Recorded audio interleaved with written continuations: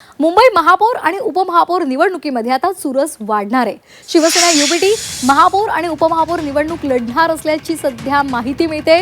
उद्धव ठाकरेंनी आज मातोश्रीवर बैठक बोलावली आहे। नगरसेवकांना मुंबई बाहेर न जाण्याचे आदेश सुद्धा देण्यात आलेत। शिवसेना युबीटी मुंबई महानगरपालिकेच्या महापौर आणि उपमहापौर पदासाठी उमेदवार देणार आहे। या संदर्भात अधिक माहितीसाठी आपण जाणार आहोत आमचे प्रतिनिधी कृष्णात पाटील यांच्याकडे।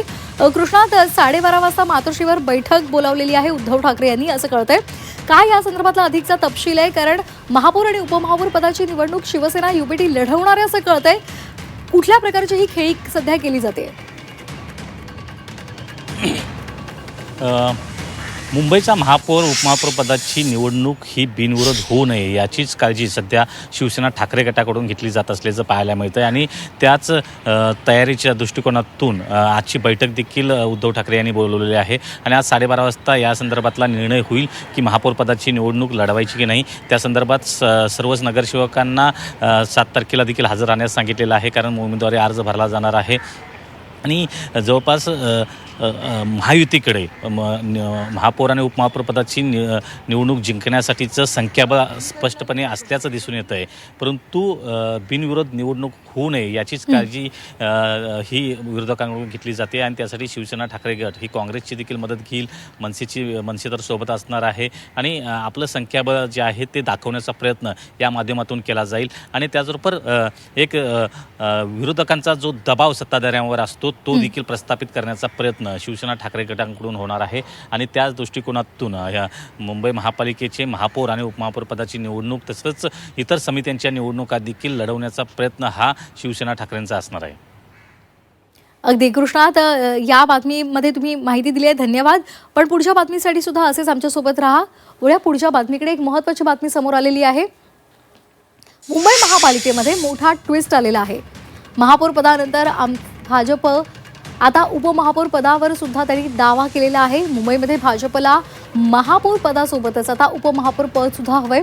ठाणे, कल्याण, डोंबिवली आणि उल्हासनगर महापालिकेमध्ये शिंदे सेनेला महापौर पद सोडल्यामुळे भाजपला मुंबईमध्ये महापौर पदासोबतच आता उपमहापौर पद सुद्धा हवंय आणि त्याचबरोबर स्थायी समितीचं अध्यक्षपद सुद्धा हवंय।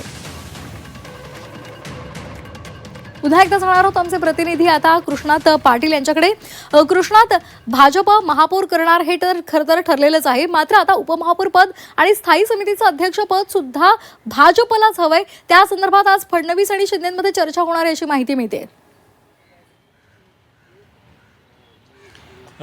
या संदर्भात चर्चा होणार असल्याची माहिती मिळते। भाजपच्या वरिष्ठ नेत्यांकडून अशा प्रकारचा दावा केला जातो की आम्हाला मुंबई महापालिकेतली तिन्ही पदं ही हवी आहेत आणि त्यामध्ये महापौर आहे, उपमहापौर आहे आणि स्थायी समिती अध्यक्ष आहे, परंतु शिवसेना शिंदेंकडून तशा प्रकारचे कुठलंही आपली भूमिका अद्याप स्पष्ट करण्यात आलेली नाही, परंतु शिवसेना शिंदे हे उपमहापौर पदासाठी आग्रही असल्याची माहिती सध्या समजते आणि त्यांच्यामध्ये काही इच्छुक देखील या संदर्भात असल्याचं माहिती येते। त्यामुळं अद्याप या संदर्भात भाजप कडून दावा केला जातो आहे, त्यामुळे एक प्रकारचा वेगळा ट्विस्ट या महापौर पदाच्या आणि उपमहापौर पदाच्या निवडणुकीमध्ये असलेला पाहायला मिळतोय महायुतीमध्येच।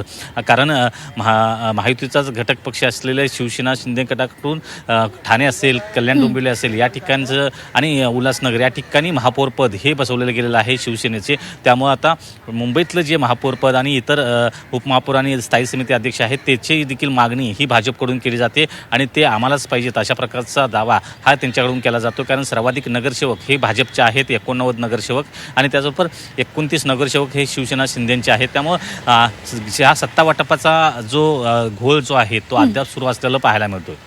अगदी धन्यवाद दिलेल्या या सविस्तर माहितीसाठी।